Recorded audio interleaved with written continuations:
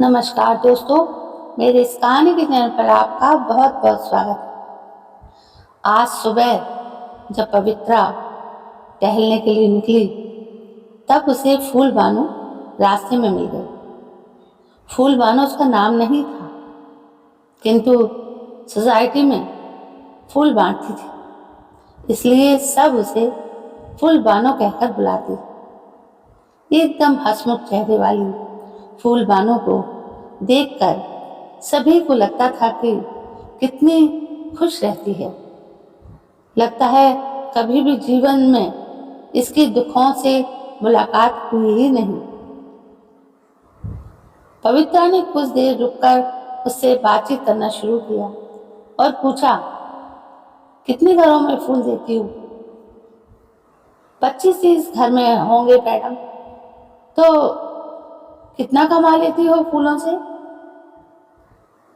2-3 हजार कमा लेती हूँ मैडम। इतने में गुजारा? अच्छा, तुम्हारा पति भी तो कमाता होगा ना? नहीं मैडम, वो तो कब का गुजर गया। अरे माफ करना मैडम, माफी क्यों मांग रही हैं आप?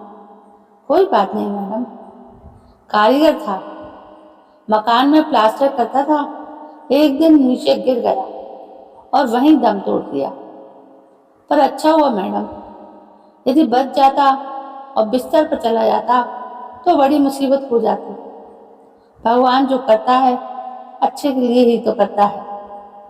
चला गया, वरना दुख और मुसीबत में कौन साथ देता है भला?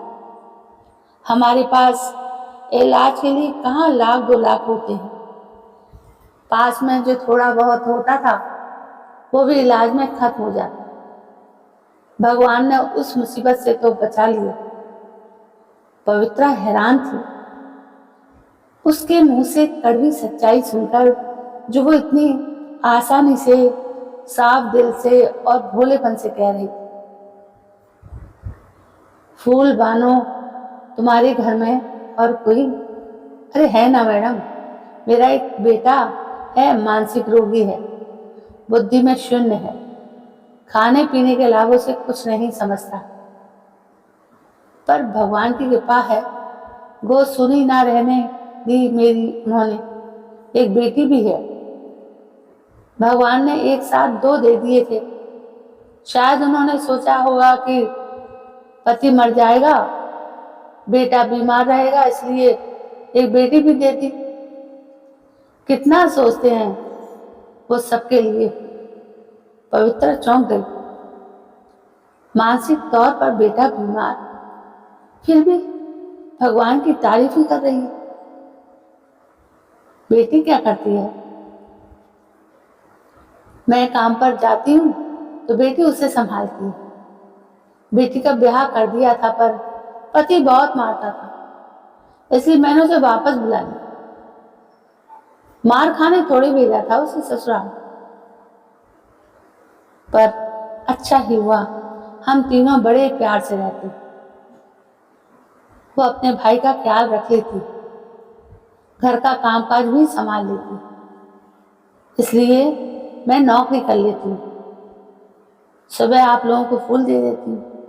अच्छा, नौकरी भी करती हो? हाँ मैडम, एक ऑफिस में कचरा पोछा चाय पानी, सुबह 9 से शाम के 6 बजे तक। 5,000 मिल जाते हैं, सब मिलाकर 8,000 हो जाते हैं। इतने में 3 लोगों का गुजारा हो जाता है।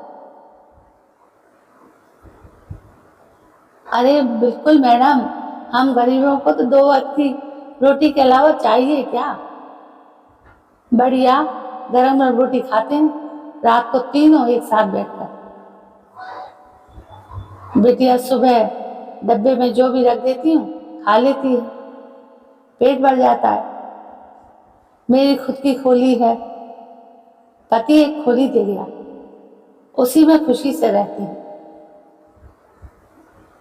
फूल बानो से बात करके पवित्रा वापस घर लौट रही थी। वो मन ही मन सोच रही थी कि हम लोग छोटी छोटी बातों में तनावग्रस्त हो जाते हैं। हर सुख सुविधा होने के बावजूद भी कभी भी महसूस करते रहते हैं और ज़्यादा का लालच हमारे मन से जाता ही नहीं। खुश कैसे रहा जाता है? गरीब हालातों में रहने वाली इस फूलबानों से हमें सीखना चाहिए, जो हर दुख में खुशी ढूंढ लेती है। उसने हर दुख से समझौता कर खुश रहना सीख लिया है। अपने घर की छोटी छोटी समस्याओं से तनावग्रस्त रहने वाली पवित्रा आज फूलबानों के साथ आधा घंटा बिताकर एक सकारात्मक शक्ति को अपने अंदर महसूस कर रही थी।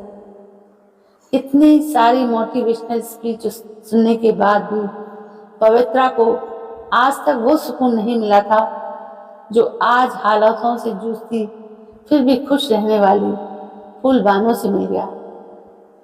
और इस आधे घंटे ने उसका जीवन के प्रति नजरिया ही बदल कर रख दिया।